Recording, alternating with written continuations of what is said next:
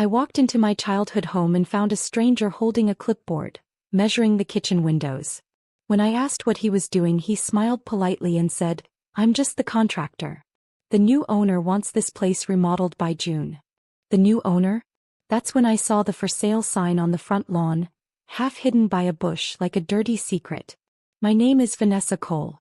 And from wherever you're watching this, stay with me. Have you ever built a life just to come home and find someone else had sold the foundation out from under you? That's what it felt like. I called my parents, shaking, heart sprinting in my chest. My mom answered. Calm. Too calm. "Oh, honey," she said like I was overreacting. "You never really used that place anymore." "That place was my home." I cried. She sighed. "Your brother needed help getting his startup off the ground. We thought you'd understand." Family pulls together. They had taken my house, the one I bought with my own paychecks, scrubbing your floors during graveyard shifts, rationing groceries so I could make that first down payment, and sold it like it was spare change. All for Liam, my younger brother, the golden boy, a failed app developer who'd already burned through 2 investor rounds and a failed Kickstarter. And now they'd bet everything of mine, on his latest pitch. No warning. No call. Not even a goddamn post-it on the fridge. My stomach turned cold.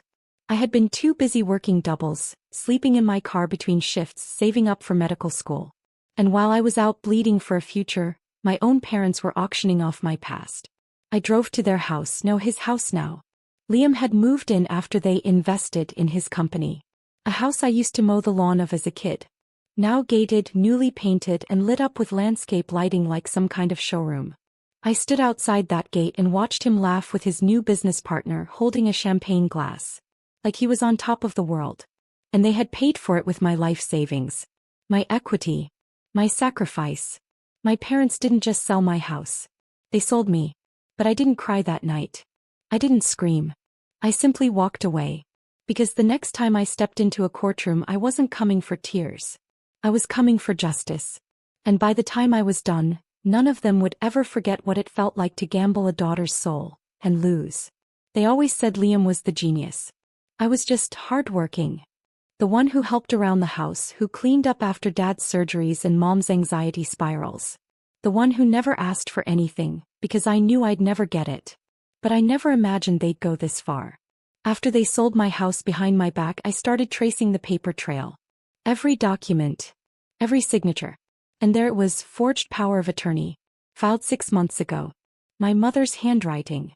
She had signed for me, claiming I'd authorized them to sell the property on my behalf. Why? A felony. A betrayal dressed in motherly concern. That house wasn't a hand-me-down or inherited asset. It was mine. Bought in my name. On my credit. Paid off with bloodied hands and sleepless nights. I could have gone to the police. But I didn't want them in jail. I wanted them exposed. Publicly. I met with a lawyer named Diane Fisher. Smart. Brutal. She took one look at the case and said, "This isn't just fraud. It's theft, coercion, and civil conspiracy. And if they used any of the profits for business ventures, we can follow that money too." I swallowed the lump in my throat. Do it. What they didn't know was that I had kept digital copies of everything since the day I closed on that house. Every closing email. Every contractor invoice. Even my own journal entries. My memory wasn't enough.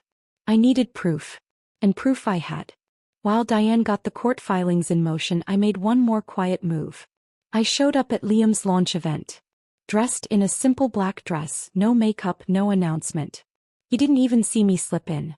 The room was full of venture capitalists, alumni from Stanford, angel investors buzzing over hors d'oeuvres. A giant screen projected the startup's name, Linkroot, some kind of app that connected community gardens. Another recycled pitch in a recycled suit. Then came the PowerPoint slide thanking our first believers, with a photo of my parents grinning beside Liam, labeled, Founding Investors. I almost laughed. Because in less than a week, all that fake glitter would shatter. And they would learn something about the girl they'd underestimated. See, while Liam was pitching to investors, I was serving court summons. He'd find the envelope on his desk the next morning. My parents would get theirs by certified mail. And the best part? Every asset they tied to that stolen sale was about to be frozen. including Liam's launch fund, including my parents' retirement account, which they padded with proceeds from my house. They didn't just sell my home. They buried their future in it. And I was about to dig it all up. One courtroom brick at a time. The day the summons hit their doorstep, the air in that house must have gone cold. Because my phone rang 6 times. All from Mom. Then Dad. Then Liam. I didn't answer a single call. Let them stew in the silence they'd fed me for years. But then just before midnight a text came through from Mom. We need to talk. You're overreacting. Family doesn't take family to court. Funny. Family doesn't forge signatures either. The court date was set for 2 weeks out. Diane filed for an emergency injunction to freeze all assets connected to the fraudulent sale, and the judge approved it within 48 hours. That meant Liam's startup account, frozen. My parents' house, which had been refinanced based on their new net worth, flagged for lien.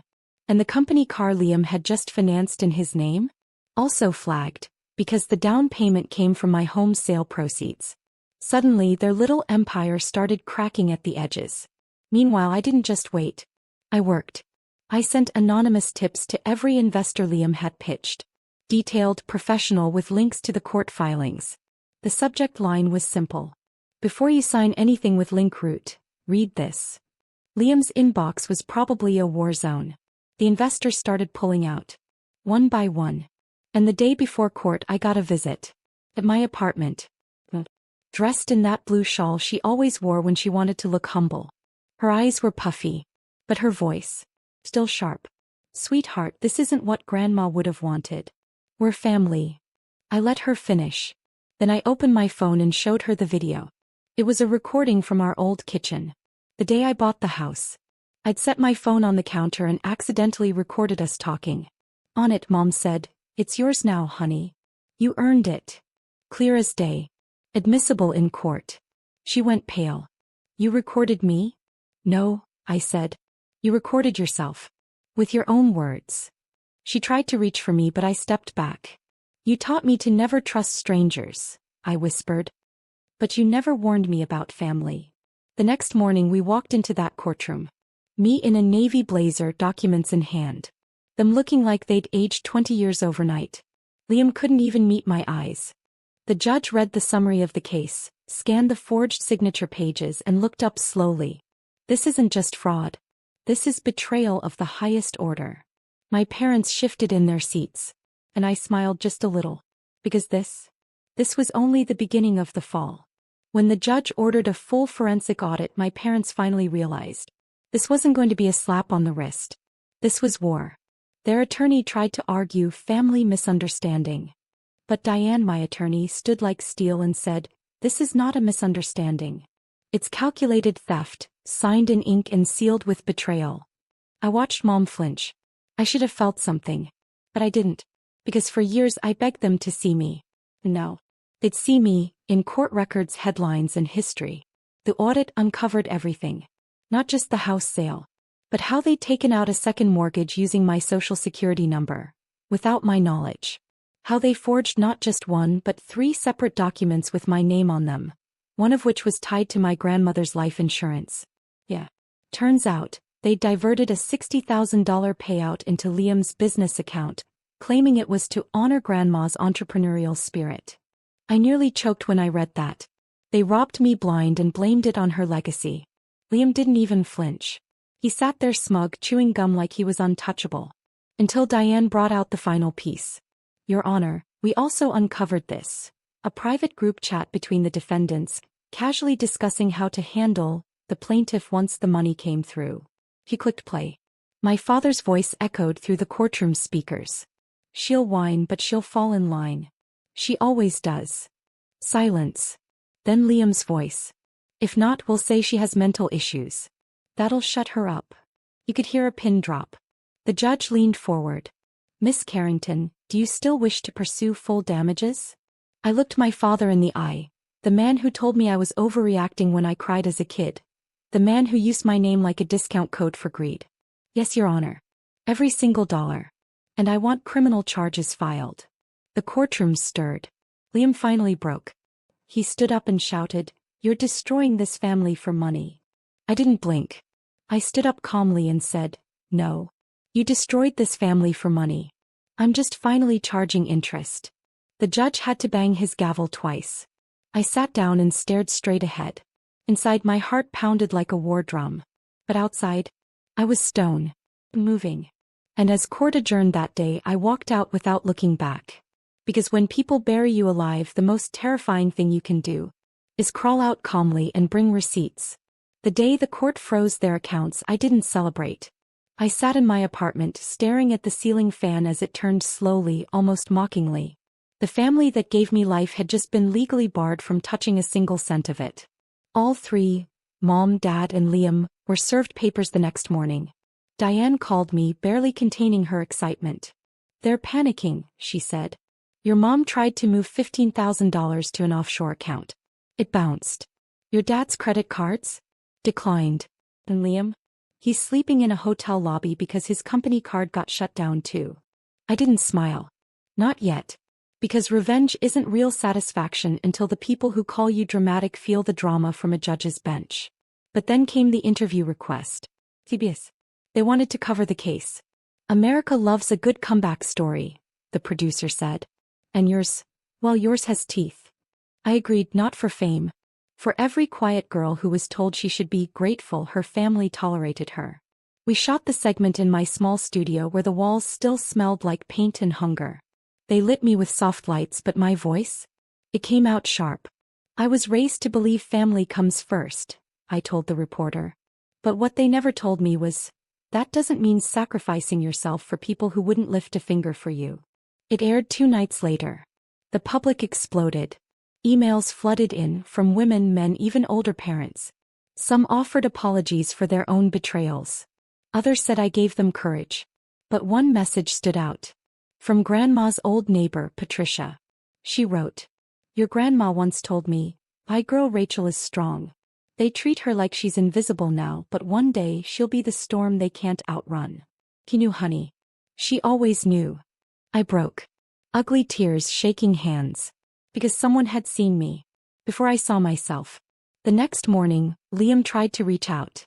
I let the phone ring. He left a voicemail. "Rachel, please. This is all blown out of proportion. We're your family. Can't we just fix this like before?" Before, when I forgave quietly. Before, when I let them walk all over me and said thank you. I blocked the number. Because the truth is, some bridges don't burn accidentally. Some bridges you set ablaze, while you dance in the firelight. And I wasn't done dancing yet. I didn't mean to humiliate them. Not at first. But karma has a taste for spectacle. And when it shows up, it brings the whole orchestra. The courtroom was packed the day we went to trial. Not just with lawyers and family. But with cameras. Reporters. Strangers holding signs that said things like, "Justice for Rachel," and "Blood doesn't mean loyalty." Mom walked in wearing her best pearls like this was Sunday brunch. Dad had on a tailored suit like his belt didn't used to leave welts on my skin when I talked back. And Liam? He looked like a hollowed-out man. Dark circles. Slack shoulders. Startup boy charm completely stripped. I walked in last. Wearing the navy blazer Grandma gave me when I got my first job. Inside the pocket was a note she once wrote in her slanted old-school cursive. "You are not crazy. You are clear." That line held me together as they took the stand, one by one, and tried to justify what they did. "Rachel didn't really live there anymore," my mom said. "We thought she wouldn't care. She never contributed to the family the way Liam did," my dad added. "She was always off doing her own thing." "She didn't need it," Liam said. "She had her career. I was building something for all of us."